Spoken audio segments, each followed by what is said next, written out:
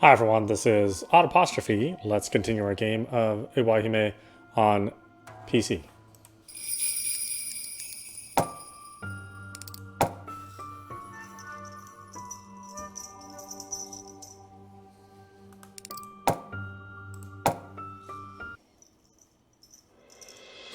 熱々お惣菜の熱田惣菜店の跡取り息子熱田夏也、ここに見参。俺はただ惣菜店を継ぐだけのつもりはないぜ。揚げる、焼く、蒸すの全てを極めるのさ。すごいよね。将来の夢は創作料理のレストランなんだって。いやいや、すす腹もグレートだったぜ。料理のいろはを知り楽しもうというその心、グレートだったぜ。お料理とか好きなんだ。夏くんの手伝いができてよかったよ。私たちの勝負は何だったんだろうね。おいらお腹ペコペコでバカらしくなってきたよ。厚田お兄ちゃんってすごいね。あ、リリー転んじゃった。Rydia elbowed Atsuda in the solar plexus with all her might. Minobe and I could hear her inner cry of, "How dare you go the extra mile!" raging from her soul. Both Rydia and Minobe's dishes had revolved around white rice. But now... では食べましょう。いただきます。カレーピラフにエスニックスープ、おいらのマグロの山かけがざまあないくらい相性最悪です。リリアンはとんかつの段階でやめてればよかったね。カレーピラフに甘いカツとじ。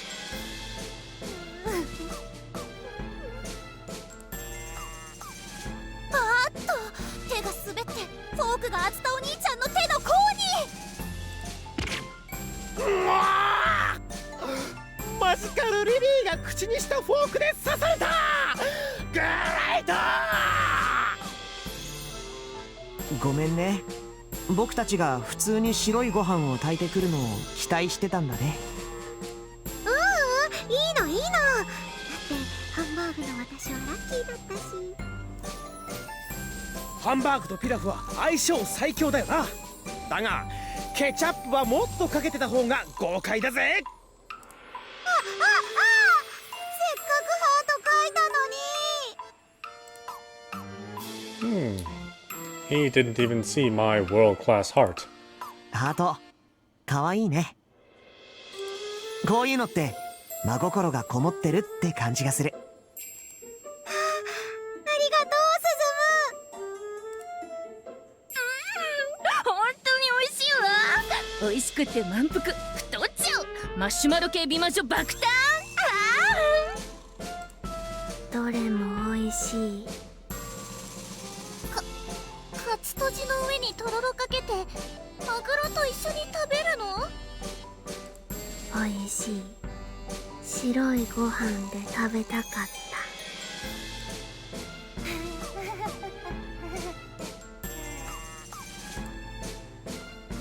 あ、またリリーのフォークが滑っちゃった。グレート。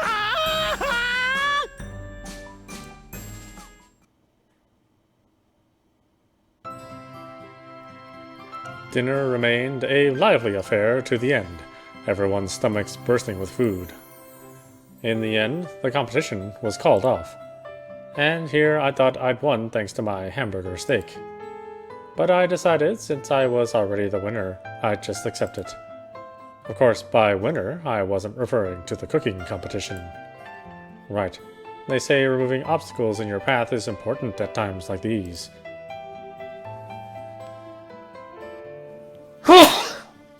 Excuse me. I needed words, not actions. I'd announced it to everyone. Suzumu would be alright with it, wouldn't he? He'd accepted my confession, right? After we finished cleaning up, we gathered back in the dorm rooms. Of course, this was a publicities sanctioned school, so the guys wouldn't be staying in the same room as us, or publicly sanctioned school. There were 2 separate rooms for the boys and girls to sleep in. Of course, we all wanted to have fun together until lights out. So everyone gathered in the girls' room and made a toast with the drinks Miss Hinagata brought us and proceeded to engage in all sorts of fun. Even Kurakami was actively participating in the conversation, like she was tuned to the right channel for once. We talked about many different things. The most exciting topic was Lydia's inside stories of the entertainment business. It was a rare occasion, to say the least, so we took the opportunity to ask Kurakami some things. Is that doll you're always carrying important to you? Yes, very. Stuff like that. However, it didn't seem like she would be staying over. Given that she lived in a shrine, her family was probably very strict. As such, she was planning to only hang out for a while, then go home. And then the clock hit 9. Miss Hinagata left, saying she had to go to the staff room. Kurakami also looked up at the clock as she stood up, as if telling us she had to leave too. With Miss Hinagata out of the way, I figured it was the perfect chance. I wanted to make the announcement while Kurakami was still there, with the whole LCSE present.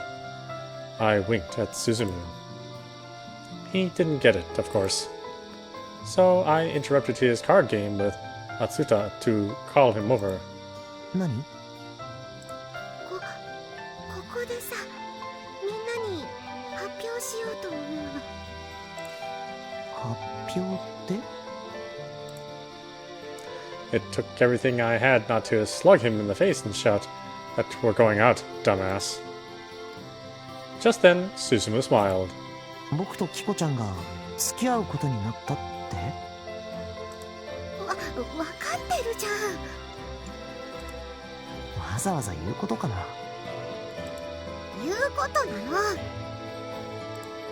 じゃないと進がまだフリーだと思って言い寄ってくることが現れるかもしれないでしょ。そんな子いないと思うけどな。Oh, there was all right. Every girl in this room, in fact, minus Kurakami. お願い進こういうことははっきりさせたいの。みんなの前で堂々と発表できて初めて認められると思う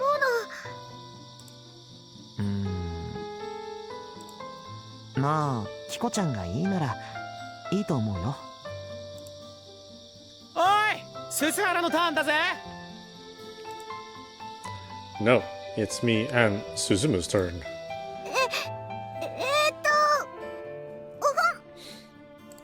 黒髪さん、帰る前にちょっといい？みんなちょっと聞いてください。何事？なんだどうしたってんだ。Suzumu and I stood side by side, and the others fell silent. Crap, the silence made it harder on me. Oh, forget it. This is all or nothing. 私、春宮椿子と鈴原鈴は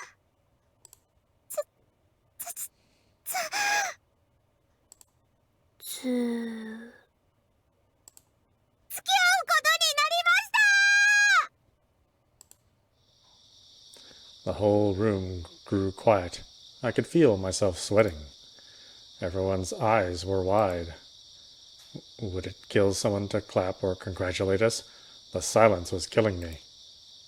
あんたたち、いつからそういうことになってたの？先週私から告って。それって料理勝負しようって決めた先週の日曜日のことですか？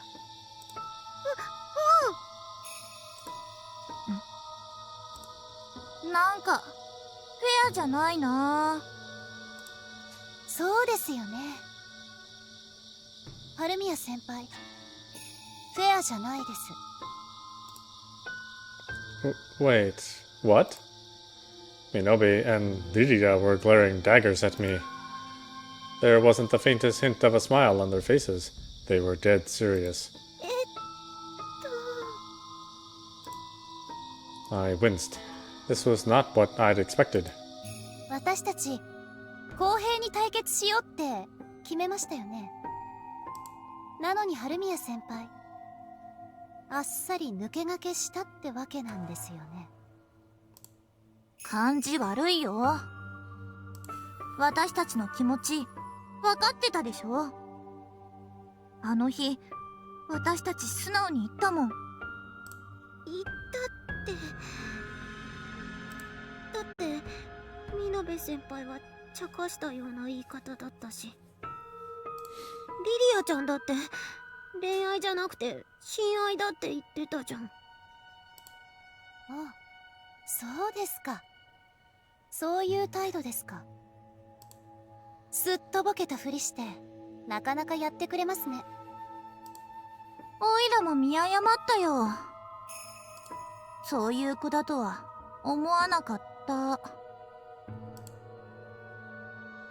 やめようよ。どうしたのみんな。マジになりすぎだぜ。青春の1ページじゃねえかよ。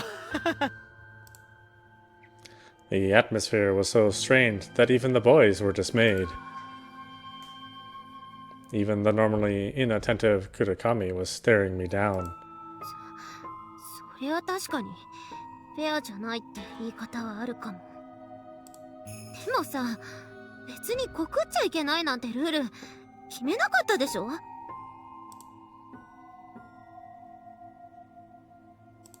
なら恋愛なんて早い者勝ちじゃん。それを何かさもルールがありましたみたいにぐちぐち言われるのも腹立つんだけど。キコちゃん、あんたたちだってスズムのことが好きだったらさっさと告白すればよかったじゃない。それをしないで勝手なルール作って押し付けて、そんでフェアじゃないってこっちからすると何を勝手に熱吹いてんのって感じ。キコちゃん。Suzumu's voice was serious. I held my tongue, but there was nothing to be upset about, because I'd already won. Those two were just idiots for thinking this was some romance manga where getting a head start was banned by some bullshit status quo. そうだね。キコチーの言う通りだね。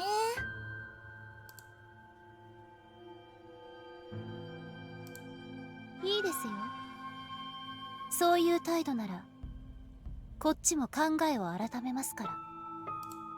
何よ。スズムンはキコチーに告白されたからそれを OK しただけの話で、だからって別にさらに誰かがスズムンに告白しちゃいけないルールはないわけだよね。早い者勝ちのノールールですものね。春宮先輩の話だとそうなります。 The two were threatening to steal Suzumu away from me, with nothing to indicate they were joking. Media aside, this was the first time I'd ever seen the otherwise carefree Minobe look so serious. やめてよみんな。 Suzumu shuddered harshly. It rendered us all speechless and brought us back to our senses. But it didn't take long for us to start eyeing each other like predators again. この話はもうやめよう。せっかくの楽しかった時間を失ってまでする話じゃないよ。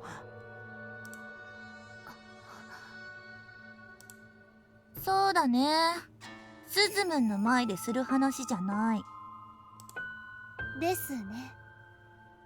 私たちだけの話なんですから。せいぜい今は優位に立ったとおごっててくださいね、春宮先輩。いいよ、買ってやろうじゃん、その喧嘩。人の恋路にチャラチャラ口を出し腐りやがって。上等だよこら。やめなよキコちゃん。僕は罵り合うみんななんて見たくないよ。僕が理由でさっきまでの楽しかった時間が壊れてしまうなら僕は帰るよ。シャチホコ部もやめる。みんなももうやめて。それ以上やったら僕はみんなを幻滅してしまう。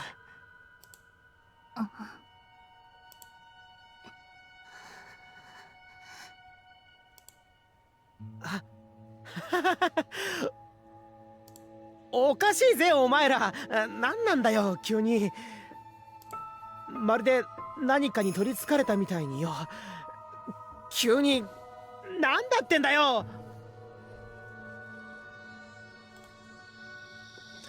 Natsuya tried to laugh it off, but it was obvious he was pretty dismayed by the situation. Suzumu was the same. Everyone was having so much fun just minutes ago.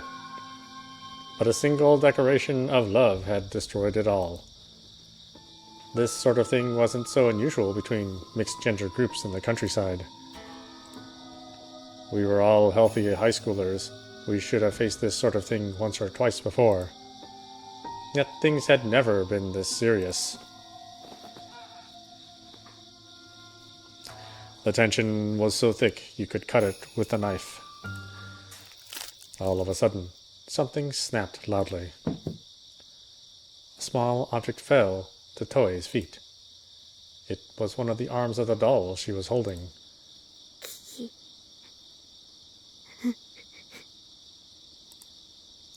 She groaned and dug her nails into the face as if trying to endure some sort of agony.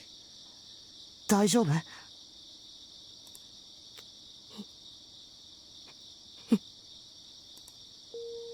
Her forehead grew clammy with sweat. Her eyes glazed over and she stared out blankly into space. It was very sudden and uncanny, yet welcome at this point in time. Suzumu ran over to Toei to help her, but she swatted him away.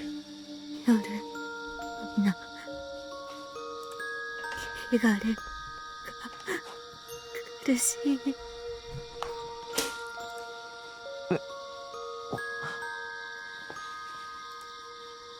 Toei glared at the other girls in the room. この男と共になってはならない。鈴原に近づきすぎれば不幸が訪れる。And with that, she fell to her knees. The doll she treasured with utmost zeal fell out of her hands. Miss Hinagata came back just then. トエちゃん、どうしたの？しっかり。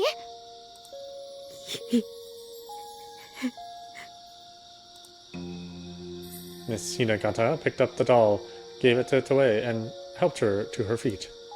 ちょっと彼女を家まで送ってくるわ。トエちゃん、大丈夫？私がわかる？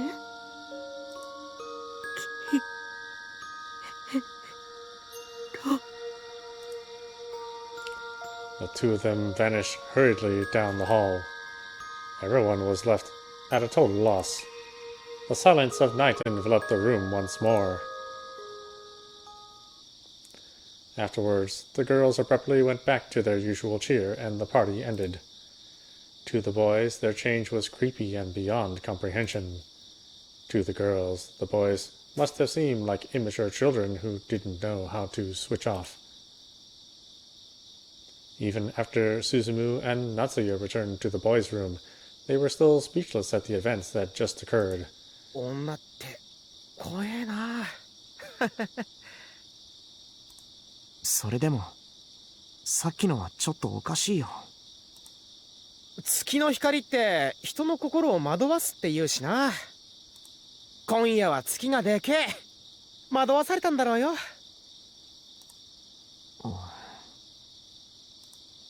きっと女子どもも今頃みんなで自己嫌悪大会だろうぜ。だがよ、それも含めてグレートな青春の1ページなのさ。ありがとう夏くん。ちょっぴりだけ心が楽になったよ。寝ちまおうぜ、何も考えずに。明日も早いしな。寝つける自信がないよ。睡魔が来るまでオールナイトデュエルでも俺は全然グレートだぜ。じゃあちょっとだけやろっか。おう。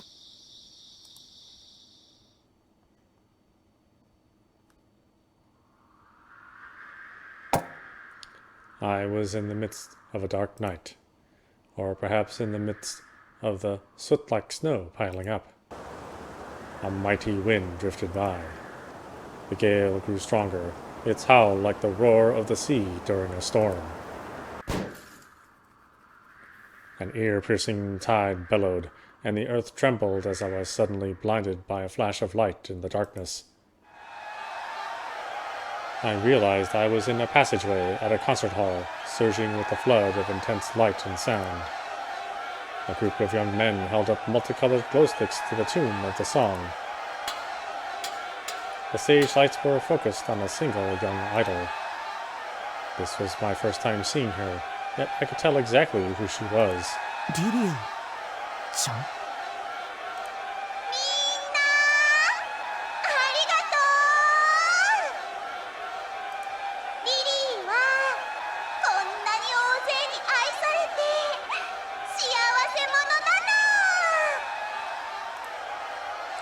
Zealous fans cheered in response. I was the only one in the audience confused, standing completely frozen. Just then, she started passing through the audience to a round stage in the center of the hall. The fans all reached their hands out to her like zombies emerging from their graves. The girl took a look at the countless hands and curved their lips into an impish smirk.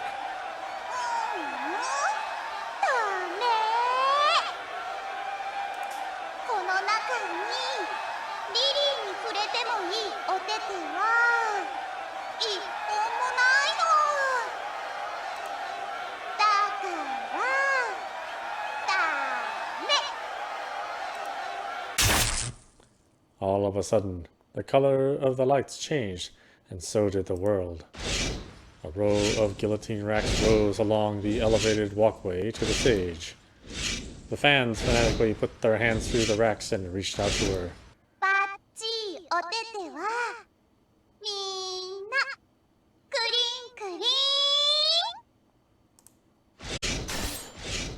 And as if that were a signal, the guillotine blades dropped one after another like a chain of dominoes. Arms fell to the ground, and geysers of crimson blood spurted from the stumps in succession. The blood splattered across the audience like party streamers celebrating her arrival. Their faces were warped in pain, but they cackled as though that was what they'd wished for.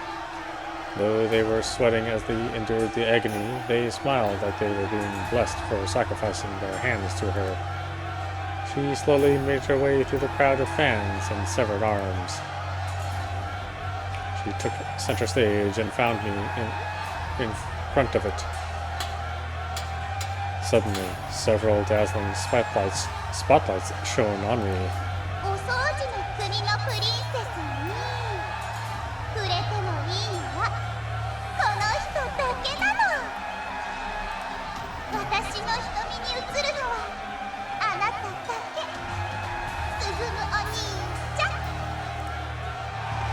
Roars resounded, sounding akin to screams.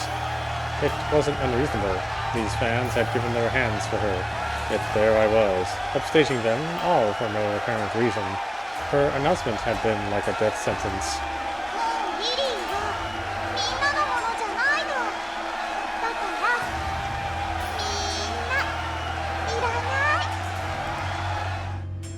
All of a sudden, rows of giant guillotines lined the stage. They could bring their blades down themselves like fangs, as if they were monsters in guillotine shape.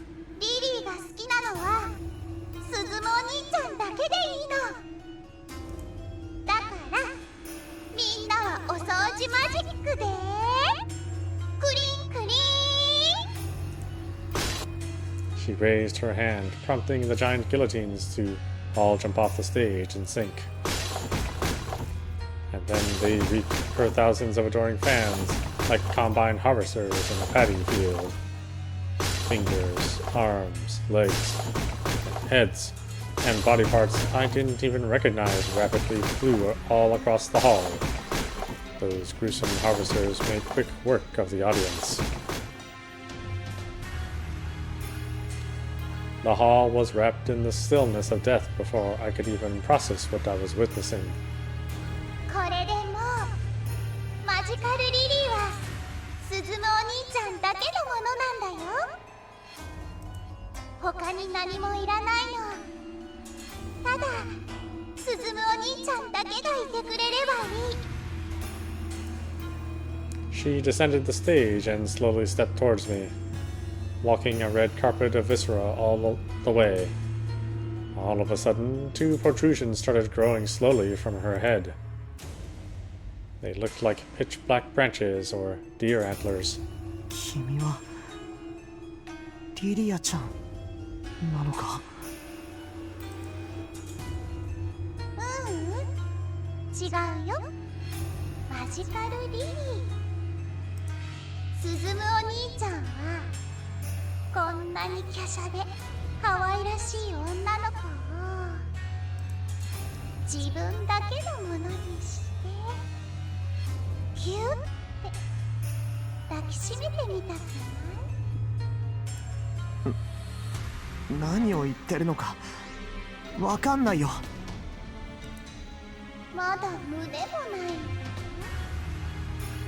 汚れた大人の女になる前の無垢な体、お兄ちゃんだけのものにしていいん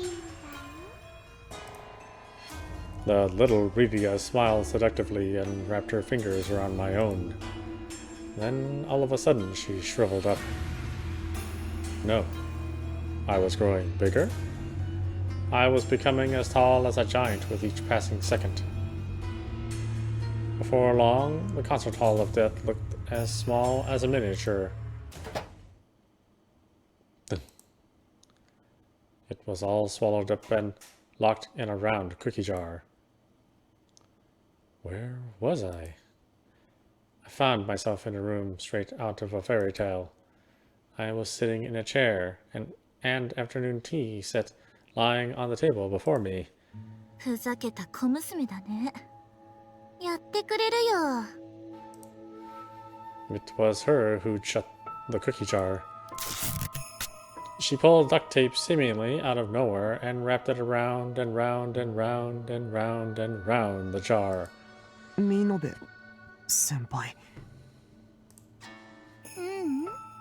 ここではエリスって呼んで。僕はいつからここに？ All of a sudden, a large jar fell from the cupboard with a loud wham. It was a different cookie jar, but I could tell from a glance that something wasn't right about it. There was just as much duct tape around it as the other one, but this one had several kitchen knives stuck to it too. The jar shook as if something inside was trying to get my attention. にぎやかだな。 She marched over to the jar with blatant irritation. Next, she picked it up carelessly, tossed it into the cupboard, and closed the door. 今のはスズムンには関係ない。関係ないの。無関係。 Her response was curt. I could never have imagined seeing such a heartless expression on her face before today. I stood there speechless for a while until her features softened slightly. ねえスズムン、つまんないよね。私たちの日常って。学校も家族も日常は何もかも本当につまんないよね。でもここは違うんだよ。 She opened the window with a smile. We must have been in a tower or something, because far below us was an unbelievably verdant landscape out of a picture book. Villages and steeples, bridges and windmills. I felt like I'd been dumped straight into a fairy tale. ここには夢もあるし、冒険もある。ここでは私はお姫様だし、スズムンは王子様なんだよ。そして毎日が何かの記念日で、毎日新しい出会いがあり、毎日新しい冒険がある。こんな楽しい世界をオイラとスズムンで独り占めできるんだよ。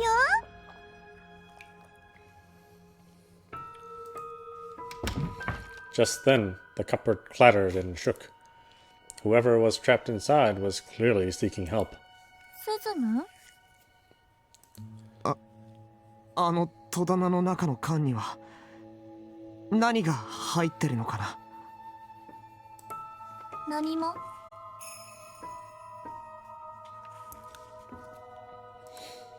She glared at it with irritation. That was a bald-faced lie, of course. 中身見せてもらうね。スズムン！ I was more stunned by the look on her face than her sudden shout.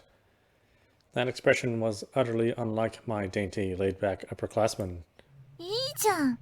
そんなのの中身なんてどうだって。I heard a cracking sound from her head, her skull.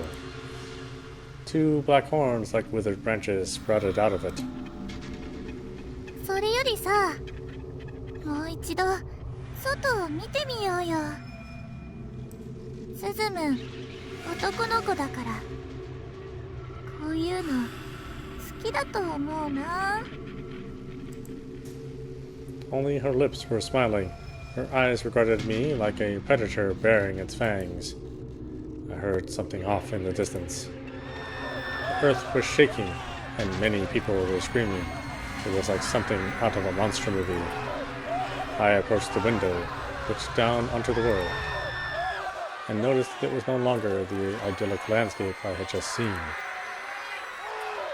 My monster movie comparison turned out to be right on the mark. Countless caterpillars the size of windmills creeped across the earth, devouring this world whole. The villagers fled for their lives, but they were eaten one after another. They had nowhere to run. They were nothing more than cookie crumbs scattered on the floor to the caterpillars. Cries of agony from the insects' prey and the wailing of infants echoed across the land. This was a fairy tale, all right, one straight out of hell. さあ、冒険が始まるよ。ムーンスートの王子様。人々が怪物に苦しめられているよ。世界が勇者を求めてる。さあ、王子、私と冒険の旅に出かけよう。巨大怪物たちを操るセチュの王を探し出そう。そして闇に封印する聖なる剣を探しに行こう。退屈な現実世界なんてもう忘れて、私と二人で冒険に出かけようよ。 She should have heard the screams and cries of the villagers, yet she talked about all of it as if it were the start of something exciting and fun. Just then, the room trembled with a violent quake. ほら、冒険が向こうからやってくる。 The room shook so hard it was impossible to stand.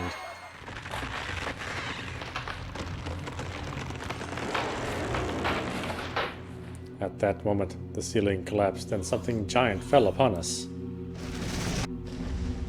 It wasn't one of the caterpillars that assaulted the world, but something even uglier. はあどこから迷い込んだんだか、この豚肉が。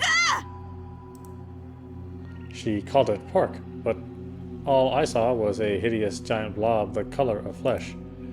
The blob monster roared as it sluggishly slithered over to her. She laughed sardonically at its appearance as she pulled a sharp-tipped parasol out of nowhere and stood on her guard.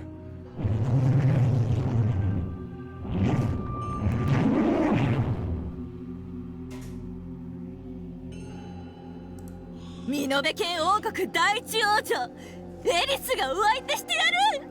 さあ冒険の始まりだ。 I could tell the two were opposed to each other, but I didn't know who to help. Heck, I didn't even know what was going on at all. Just then, the cookie jar in the cupboard clattered again. I ran over to it once I was sure she wasn't paying attention to me. I pulled out the knives stuck in the jar and tore off the layers of duct tape and opened the lid. Pitch black soot spewed out and engulfed the world in darkness.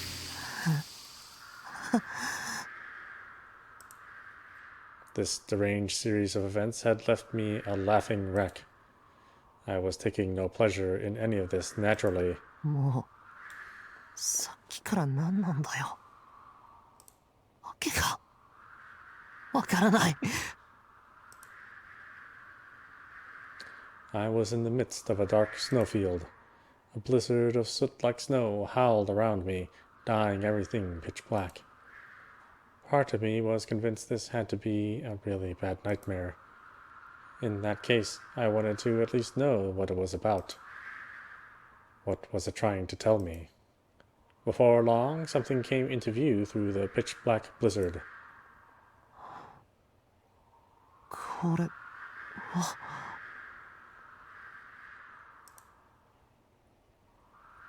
That large metal lump was cool to the touch.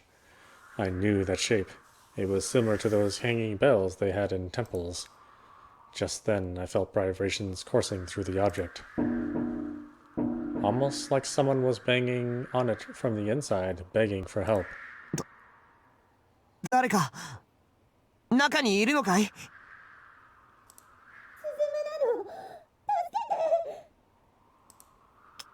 キコちゃん、この中にいるのかい？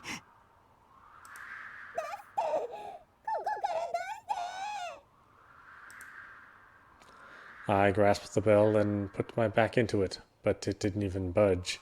It was just too heavy. I looked around to see if there were any tools or people nearby, but there was nothing but a pitch-black snowfield as far as the eye could see.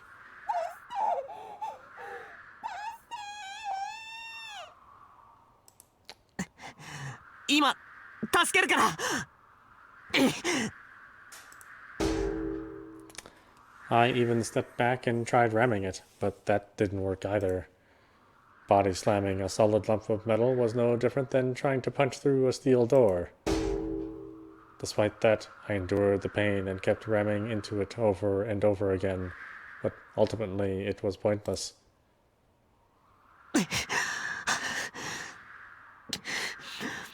無理だ。 I gasped for air as I fell to my knees. All of a sudden, I heard another voice. It was coming from above. 誰にも救えない。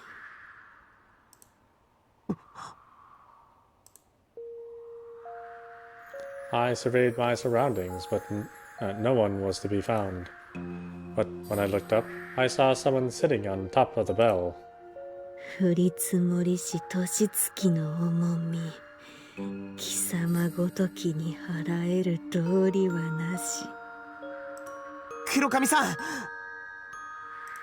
この中に人が閉じ込められているんだ。救いたいか。助けなきゃ。ならば無駄を知るまで存分に試せ。 She gave me a belittling smirk from her perch on the bell. If you think you can save her, then by all means, do try. That was what her expression appeared to say.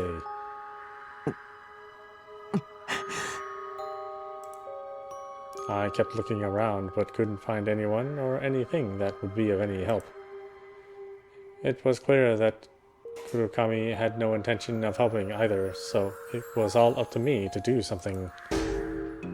I staggered to my feet and continued ramming the bell over and over again. My shoulders creaked and ached each time, driving home just how I was accomplishing nothing but injuring my own body. Even so, I couldn't afford to stop. Yielding was not an option so long as someone was in there seeking help. 無駄なあがきと理解しろ。この呪いと業はお前ごときに何とかできるものではない。そうかな。僕はそうは思わないな。だって君は僕を見ている。どうにもならないものならば僕をそうして見ていたりなんかしない。黒髪さんはひょっとしたら僕にはどうにかできるかもしれないってわずかの期待を持っているんだ。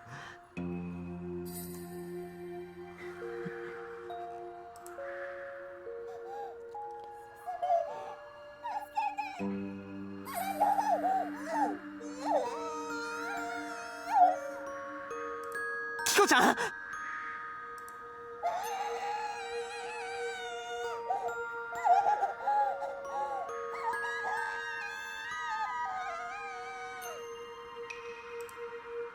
I couldn't tell what was going on in there, but I clearly had no time to waste.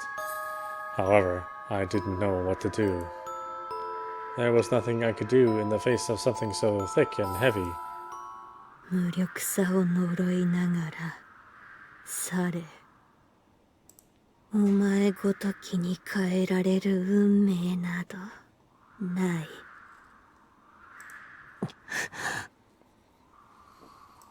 このままではキコちゃんは死ぬのか。死によっても解放されぬ永遠の呪いに身を染める。なら差し違えたって何とかしなきゃ。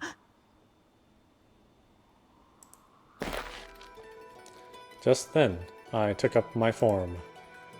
The Susahara Divine Tribute style, the sole art I'd been training in for as long as I could remember. But it was meant to be dedicated to God, not for hitting things. I punched trees, but I would never break through them. And at this moment, I was dealing with a chilly metal wall that had to be even thicker. If I punched it, my hand would break. That was unmistakable.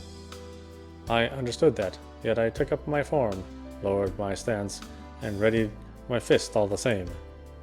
何の真似だ。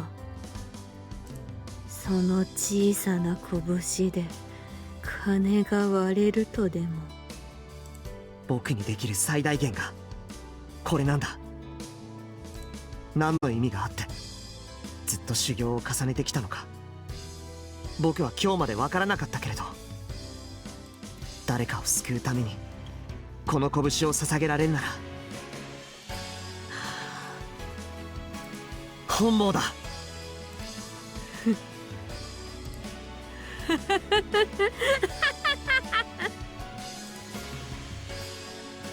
I calmed my mind and honed my spirit as she ridiculed me. I didn't know why, but I felt like I was meant to be here on this day. If all of this was fate, perhaps it was destined that I would be here. 覇者検証、邪悪を打ち破りて正しきを示す鈴原流親善武術、鈴原進。いざ。I felt whirlwinds gather and condense into my fists. Brilliant light leaked out of it, as if I held a drop of the sun in my hand. お前、それは。When I saw the look of bewilderment warp her features, I knew. This sacred fist offered unto God would pierce true.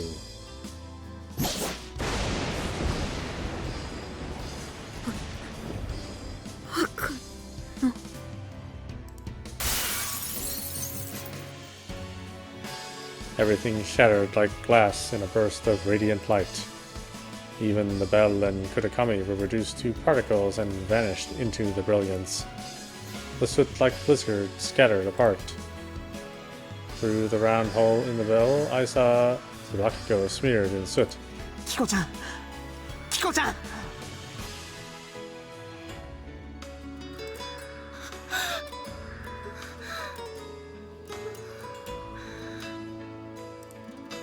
She was still breathing. I brushed away the mountains of soot on her body and held her in my arms. Horns like branches were growing out of her head. ありがとう進む。もう大丈夫だよ。うんこれで進むは私だけのものだね。進む愛してる。だから進むのすすを全部私に注ぎ込んで。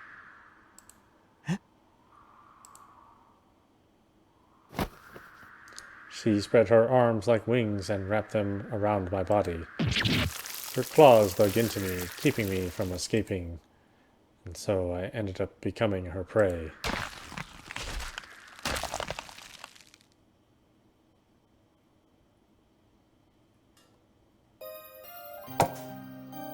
I had a hard time waking up in the morning. Alright. Why don't we stop it there? This is audap. You've been watching Iwaihime on PC. Anyway, I hope you enjoyed watching. I will see you at the next stream.